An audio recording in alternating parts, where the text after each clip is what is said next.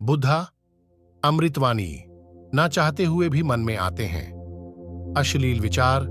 बुद्ध की इस अमृतवाणी से विचारों में आएगा बदलाव। ये दुनिया मन में अभी भी काम वासना उठती है, इसलिए स्त्रियां मिलें तो कैसा व्यवहार करें।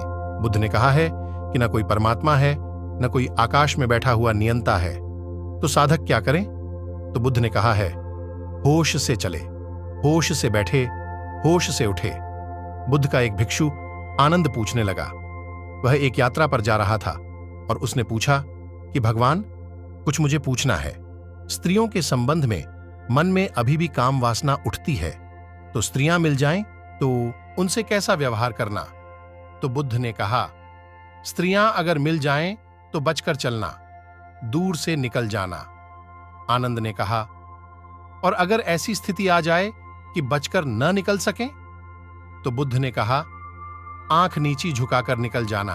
बुद्ध ने कहा है कि न कोई परमात्मा है, न कोई आकाश में बैठा हुआ नियंता है, तो साधक क्या करे। तो बुद्ध ने कहा है, होश से चले, होश से बैठे, होश से उठे। बुद्ध का एक भिक्षु आनंद पूछने लगा। वह एक यात्रा पर जा रहा था और उसने पूछा कि भगवान, कुछ मुझे पूछना है। स्त्रियों के संबंध में मन में अभी भी काम वासना उठती है, तो स्त्रियां मिल जाएं तो उनसे कैसा व्यवहार करना। तो बुद्ध ने कहा, स्त्रियां अगर मिल जाएं तो बचकर चलना, दूर से निकल जाना। आनंद ने कहा, और अगर ऐसी स्थिति आ जाए कि बचकर न निकल सकें। तो बुद्ध ने कहा, आंख नीची झुकाकर निकल जाना। आनंद ने कहा, और यह भी हो सकता है कि ऐसी स्थिति आ जाए कि आंख भी झुकाना संभव न हो। समझो कि कोई स्त्री गिर पड्डी हो और उसे उठाना, या कोई स्त्री कुएं में गिर पड्डढ़ी हो और जाकर उसको सहारा देना पड्डढ़े, या कोई स्त्री बीमार हो, ऐसी स्थिति आ जाए कि आंख बचाकर भी चलना मुश्किल हो जाए। तो बुद्ध ने कहा, छूना मत। और आनंद ने कहा, अगर ऐसी अवस्था आ जाए कि छूना भी पड्डढ़े। तो बुद्ध ने कहा कि जो मैं इन सारी बातों से कह रहा हूं उसका सार कह देता हूं।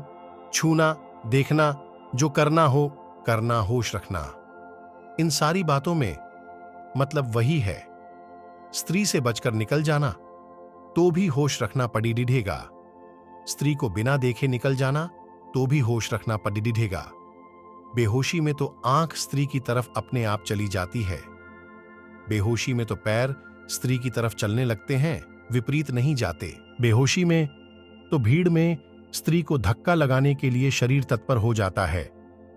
बचकर निकलना तो दूर, अगर स्त्री बचकर निकलना चाहे तो भी उसको बचकर निकलने देना मुश्किल हो जाता है। बेहोशी में तो स्त्री को छूने का मन होता है। तो बुद्ध ने कहा, फिर मैं तुझे सार की बात कहे देता हूं।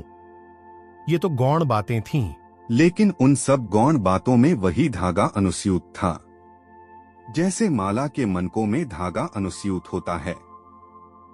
मन के दिखाई पड़ते हैं, धागा दिखाई नहीं पड़ता, वह है होश। कबीर उसको ही सुरती कहते हैं।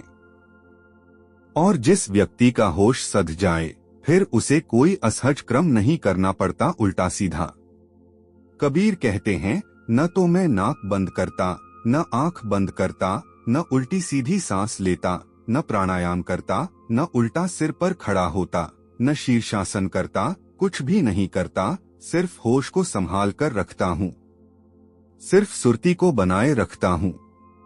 बस सुरत का दिया भीतर जलता रहता है और जीवन पवित्र हो जाता है। सुरती का दिया भीतर जलते जलते एक ऐसी घड़ी आती है जब निष्कंप हो जाता है।